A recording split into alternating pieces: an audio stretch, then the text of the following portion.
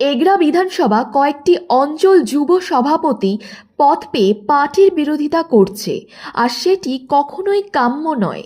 যদি ভালো না লাগে তাহলে অন্য কোনো রাজনৈতিক দলে যেতে পারে, এটা কখনোই শোভনীয় দেখায় না।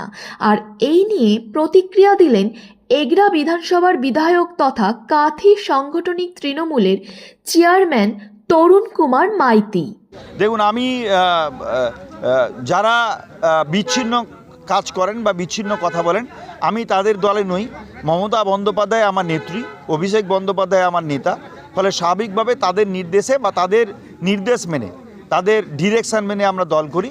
এবং আমি বিশ্বাস করি, আমি যত বড় নেতৃত্ব হই কি যত গুরুত্বপূর্ণ কর্মী হই, দলের পেরিফেরির বাইরে বেরিয়ে রাজনীতি করাটা, বক্তব্য রাখাটা কখনো বাঞ্ছনীয় নয়। আমার যদি কোনো কথা বলার থাকে সেটা আমি দলের মধ্যে বলবো, আমার যদি কোনো অভিযোগ থাকে আমি দলের মধ্যে বলবো, কিন্তু সেটা হইচই করে মানুষকে বিভ্রান্ত করা রাজনীতি আমি করি না। এটাকে আমি পছন্দ করি না এবং এটাকে আমি সঠিক বলে মনেও করি না।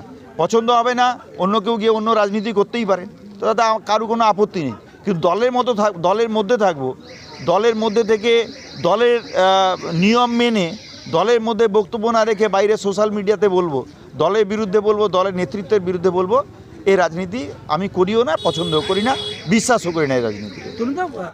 কে কোন পদ পাবে না পদ পাবে সেটা আমি ঠিক করি না।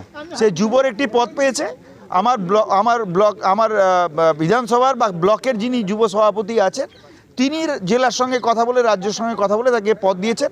এর সঙ্গে আমার কোনো সংযুক্ত নেই। কিন্তু আমি শুধু এটুকু বলতে চাই,